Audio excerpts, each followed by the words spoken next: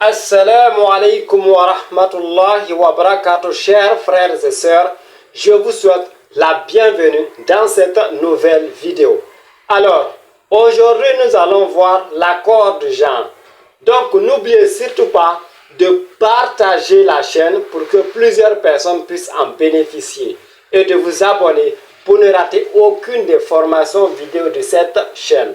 Alors, sans plus tarder, comme je l'ai si bien dit, nous allons voir bien sûr l'accord de genre à travers les exemples. Et je pense bien que c'est à travers les exemples que vous allez bien comprendre lorsqu'il s'agit de l'accord de genre pour ceux qui ne sont pas allés plus loin dans les études.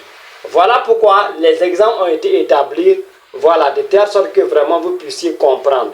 Et je vais vous expliquer, Inch'Allah, par la grâce de Dieu, de telle sorte que vous puissiez comprendre pour que vous puissiez parler l'arabe tout en respectant bien sûr les règles de l'arabe sans aucun problème.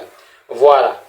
Alors, l'accord du genre. Quand je parle ici de l'accord du genre, c'est une manière de dire qu'il faudra distinguer si toutefois le mot est au masculin ou toutefois le mot est au féminin avant de pouvoir bien sûr parler quoi que ce soit. Il faudrait être assuré du genre. Il faudrait être assuré si toutefois le mot est au masculin ou bien le mot est au féminin. Autrement dit, si toutefois bien sûr la personne est fille ou bien la personne peut-être c'est un garçon ou bien c'est une fille. Voilà. Il faudra bien sûr distinguer cela avant bien sûr de parler l'arabe pour pouvoir respecter les règles bien sûr de l'arabe. Alors, les exemples qui ont été établis ici, vous voyez ici, ce sont bien sûr les sujets. Et nous avions déjà vu les sujets. Quand je parle des sujets, nous avions déjà distingué en quelque sorte dans la formation passée lorsqu'il s'agit de sujets. En quelque sorte, quand on parle de sujet, pour un rappel, c'est un nom lorsqu'il s'agit d'un nom ou bien d'un pronom. Et comme vous le voyez si bien ici, ce sont des pronoms qui sont là. Ce sont des pronoms. Et nous pouvons les remplacer aussi par un nom.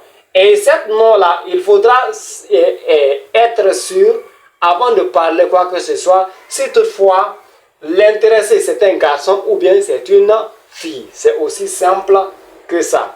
Parce que si toutefois c'est un garçon, il faudra savoir quelle est la terminaison qu'il faudra mettre de telle sorte qu'on puisse respecter les règles de l'arabe que nous avions déjà vues. Et même le nombre aussi est compté parce que nous avions vu bien sûr aussi le pluriel en arabe. Voilà, donc cela n'est pas un souci, c'est juste un rappel. Donc il faudra savoir bien sûr qu'il faudra, lorsqu'il s'agira de parler quoi que ce soit, il faudra faire de telle sorte qu'on puisse respecter les accords. Voilà. Par exemple, ici j'ai dit Ana Tolibun. Hein? Ana Tolibun. Ana, cela veut dire bien sûr c'est je. Hein? Je, voilà, étudiant. Et nous avions dit qu'au présent en arabe, cela est possible bien sûr de écrire la phrase sans pour autant mettre un verbe. Voilà. Et si toutefois c'est le verbe être, voilà, le verbe être au présent, cela n'existe pas en arabe, cela est sous-entendu. On a déjà vu cela dans la formation vidéo précédente, dans la formation vidéo passée. Voilà, donc cela, c'est juste un rappel. Voilà. Donc, j'ai dit Ana Talibun. Ana, je, Talibun, cela veut dire étudiant. Donc, je suis étudiant, c'est sous-entendu. Le verbe être est là. On a dit le verbe être est sous-entendu lorsque cela est au présent. Donc, je suis étudiant. Et quand je parle d'accord, cela veut dire que cela dépend du sujet ainsi que du mot. Si toutefois, on dit Anna, c'est je, bien sûr, et nous parlons d'étudiant. Et nous savons que, excusez-moi, et nous savons que étudiant, lorsqu'on dit étudiant, c'est un garçon. Et lorsqu'on dit étudiante, on sait que c'est une fille. Voilà. Donc étudiant, c'est au masculin. C'est une fille ou bien c'est au masculin, c'est la même chose. Voilà. Donc, lorsque je dis que je parle d'étudiant, donc cela sous-entend que c'est un garçon. Donc, je parle d'un garçon. Donc, dû au fait que je parle d'un garçon, donc c'est Tolibun. on n'ajoute pas bien sûr ça. Donc, on sait que c'est un garçon. Donc, on dit talibun. Voilà. Contrairement à la deuxième phrase, qui est le deuxième exemple, ana talibatun. Vous voyez, il y a une différence. Parce que nous avions déjà vu, lorsque c'est au masculin, qu'est-ce qu'il faudra bien sûr faire, et lorsque c'est au féminin, quelle est la terminaison qu'il faudra ajouter. Et nous voyons bel et bien qu'il y a eu un ajout de cette terminaison que nous avions déjà vu, qui est ha. Voilà, tun. Voilà, talibatun. On a déjà vu les règles de celle-ci, donc cela n'est pas un souci par rapport à cela. Voilà, donc talibatun. Talibatun, ça c'est une fille. Du fait qu'on a ajouté tun, cela sous-entend que c'est une fille. Lorsque vous entendez talibatun, on entend tout dedans, on entend le verbe, le son T, cela sous-entend que c'est, bien sûr, on parle d'une fille, étudiante. Il s'agit de étudiante. Donc, étudiante, donc on met cela, on ajoute cela parce que étudiante, c'est une fille. C'est aussi simple que ça. Voilà pourquoi on parle de accord. Donc, accord du genre, cela sous-entend qu'il faudrait chercher à savoir si toutefois c'est au masculin ou au féminin avant de parler, de telle sorte qu'on puisse respecter les règles de l'arabe sans aucun souci, pour pouvoir parler bien l'arabe correctement. Voilà. Voilà, parce que ce n'est pas, bien sûr, nous aussi, comme on le dit, voilà, en français, comme on le dit, chez les Ivoiriens, nous aussi. Parce qu'il y a le vrai français, il y a le français, nous aussi. Voilà, parler de telle sorte que l'intéressé puisse comprendre. Non, ici, on cherche à parler l'arabe correctement. Voilà, comme cela se doit, sans, tout en respectant bien sûr les règles de l'arabe. Voilà, excusez-moi, les règles de l'arabe. Voilà, donc talibatun, ça, cela sous-entend que c'est une fille. Donc je suis étudiante. Donc on traduit cela par étudiante. Par rapport à ça, talibun. Talibun, du fait qu'il n'y a pas cette terminaison, cela sous-entend que c'est un garçon. Voilà, donc cela veut dire en français étudiant. Donc je suis étudiant. Aussi simple que ça. Ana talibatun, je suis étudiante. C'est aussi simple que ça. Maintenant, vous voyez aussi l'accord qui s'est passé là aussi, comme précédemment. Kabirun. Kabirun veut dire grand. Voilà. Maintenant, lorsqu'on ajoute bien sûr cette lettre-là, arabe, lorsqu'on ajoute, on sait déjà que lorsqu'on ajoute cela, il s'agit bien sûr bel et bien d'une fille ou bien c'est un mot féminin.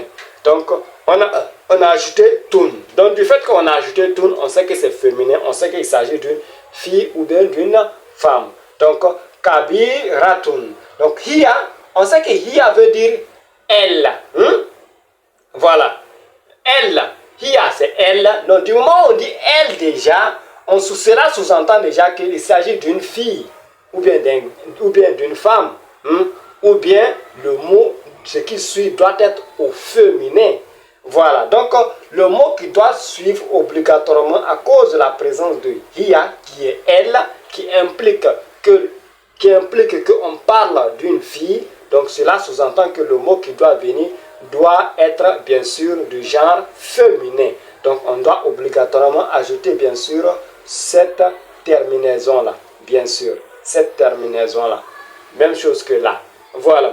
Du fait qu'il n'y a pas bien sûr d'espace, nous avons déjà vu bien sûr les lettres qui ne se lient à aucun mot. Voilà, et Ra en fait partie, donc voilà pourquoi cela ne se lie pas avec le tun. Aussi simple que ça, on a déjà vu ces règles-là, donc c'est juste un rappel par rapport à cela. Donc kabiratun, kabiratun, donc hiya, forcément on doit dire kabiratun. On ne peut pas dire hiya kabirun. Non, non, non, c'est impossible. Voilà pourquoi on parle de l'accord.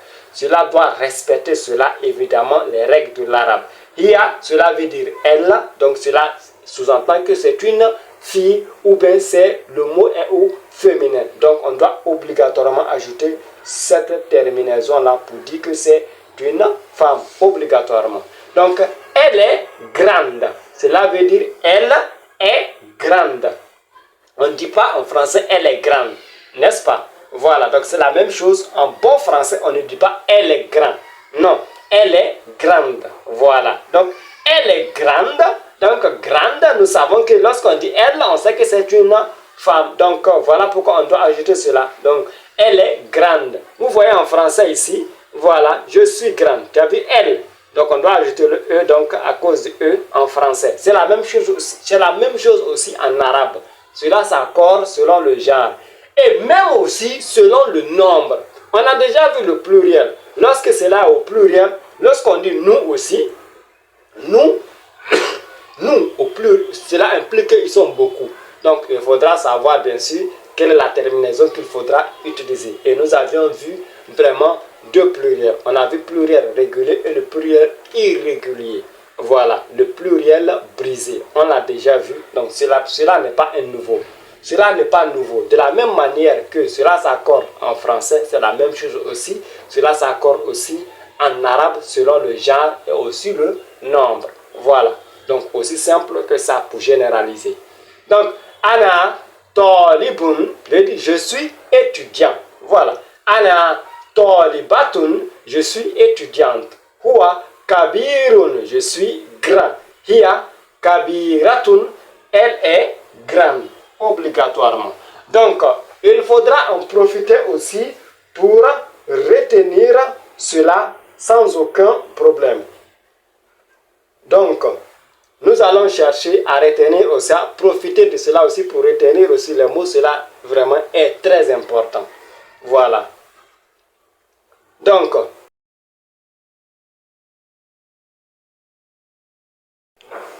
Ana Tolibun, je suis étudiant. Ana Tolibatun, je suis étudiante. Huwa Kabirun, je suis grand. Hiya Kabiratun, elle est grande. Donc mes frères et sœurs, je vous souhaite bonne journée et bonne suite de programme. Assalamu alaikum wa rahmatullahi wa barakatuhu.